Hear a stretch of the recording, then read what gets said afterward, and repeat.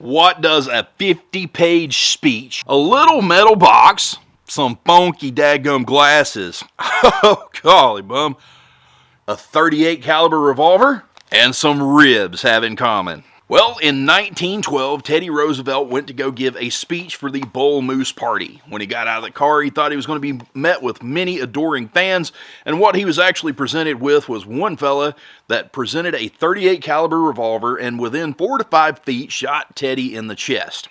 Now, the only thing that Teddy had going for him was the fact that he was long-winded. He had a 50-page speech doubled over like that, tucked right here in his chest pocket. And then he had a small case for his eyeglasses. Now, I'm not going to go raiding the antique store to try to find a metal-lined leather eyeglasses case. So simply enough, we're going to shoot up the Altoids.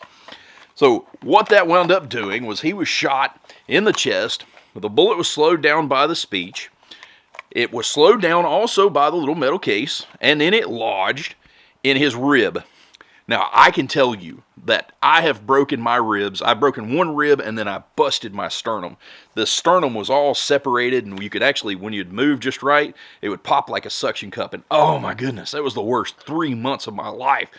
So what he wound up doing was he did his own little self-diagnostic. He coughed into his hands to see if he had any blood. There was no blood, so he knew that it didn't go into his lungs. So then he jumped up and went and made a speech that went on for over an hour. I want to say it was like 84 minutes, something like that. And as he did his little speech, he would show the bullet holes. He'd be like, "I have very much been shot." And then he would sit there and read it off and show the bullet holes in his speech. Now, I do load my own ammunition, and I could load a load that would be around 150 grains at around 690 feet per second, and all we could do is confirm that, yes, it would stop in the bone of the rib. So, what if the attack on Teddy Roosevelt happened modern day? Well, modern day, he probably wouldn't have his speech tucked in here, but let's just say that he still had his speech tucked in here. So, what I'm going to choose for my firearm today is this 1956 Smith & Wesson Pre-Model 10. It's a .38 Special. Now, the reason that I chose this is because this originally began as the .38 Smith & Wesson hand ejector model of 1899. So this thing predated the shooting by 13 years. And I can run a modern day ammunition in it. This is just a Federal, it's just nothing but a lead round nose, 158 grain. And let's go ahead and see what this would do across the chronograph. And of course, we're going to put it through the Teddy Roosevelt test.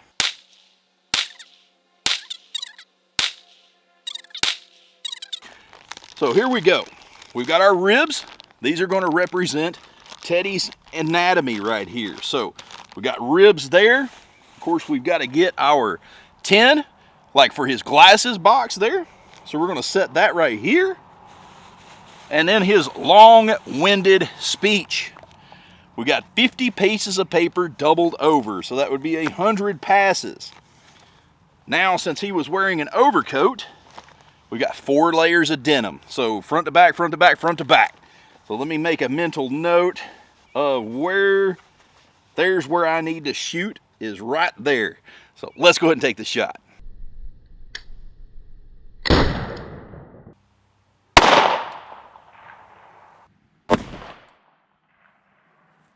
So we've made our shot into simulated Teddy here with modern ammunition. Got a little bit of a burn because it was pretty close there. So, where are our denim? We went all the way through the denim. Here is our speech. Flip it around. Uh-oh. We went all the way through the speech, just like in 1912.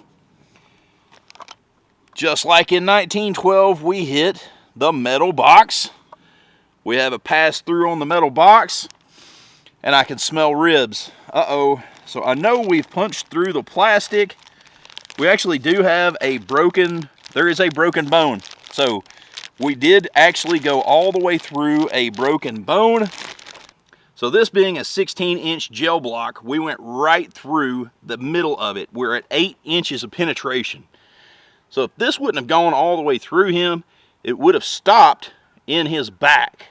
And then just for shiggles, let's bring out the 686. Now, this .357 Magnum was introduced 26 years after Teddy Roosevelt's shooting. It was introduced in 1938. It has proven to be a very venerable cartridge. So let's go ahead and see what this thing does across the chronograph, and let's put it through the Teddy test. 1,222.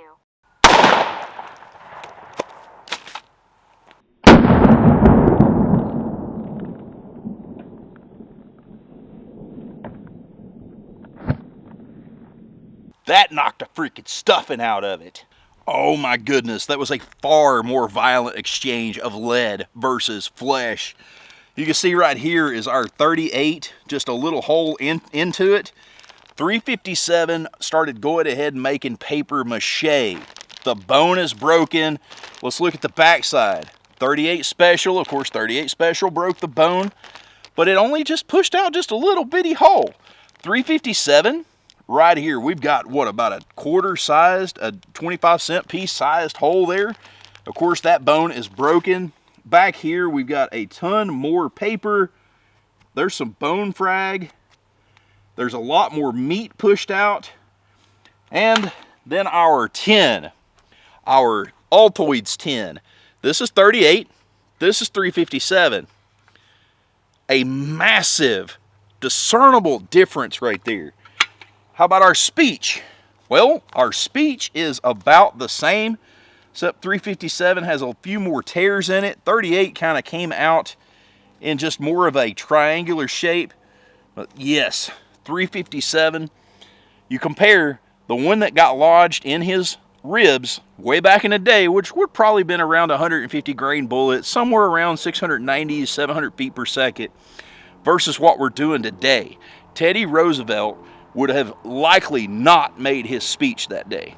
And it appears that we lost our projectile. I've got two really big furrows right here in the wood.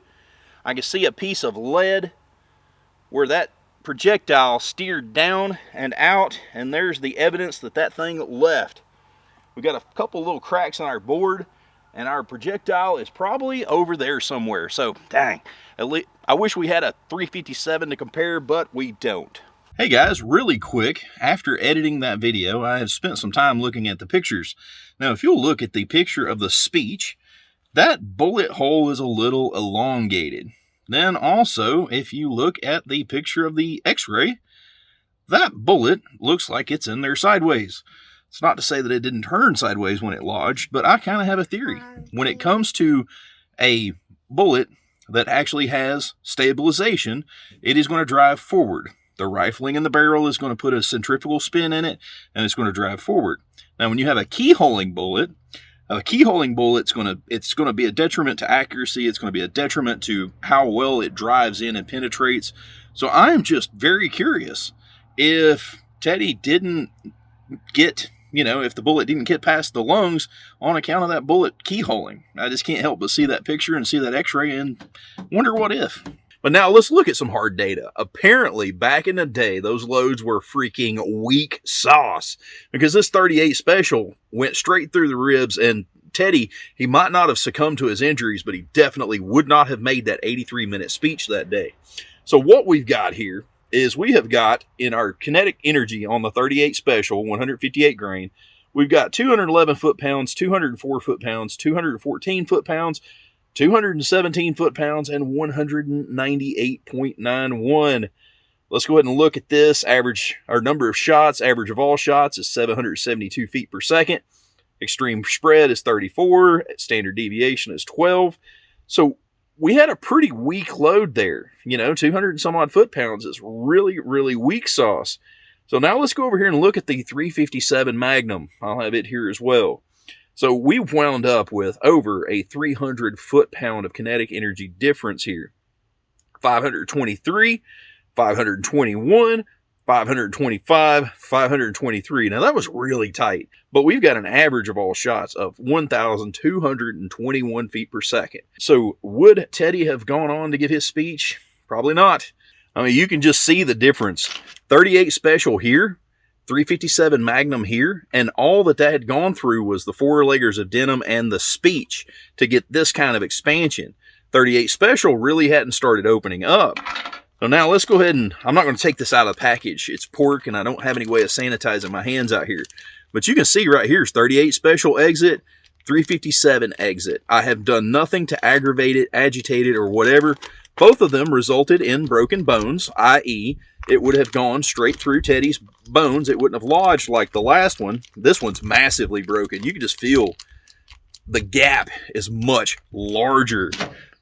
And of course, right there, you can just see the front of the 38 Special projectiles just a little bit boogered up. We've got some rifling. There really is no mushrooming.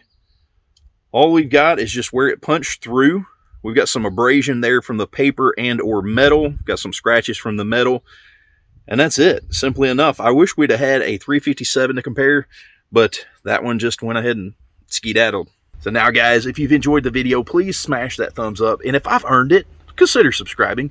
I do all sorts of cool stuff. And also down below, the affiliate links, I mentioned it last month. You guys actually let me make a whole $122, which was freaking phenomenal. That allowed me to buy this ribs and this little Altoids tin and the ammo and all the stuff to actually bring you a video like this. So while you're getting your gear, your scopes, your clothing, whatever, just check out through those links down below. It costs you literally nothing. The manufacturer kicks me back like 3 or 5%. And like I said, made $122 last month. So hey, that's pretty awesome. Anyway, y'all have a wonderful day. I love you, and I love my modern ammunition.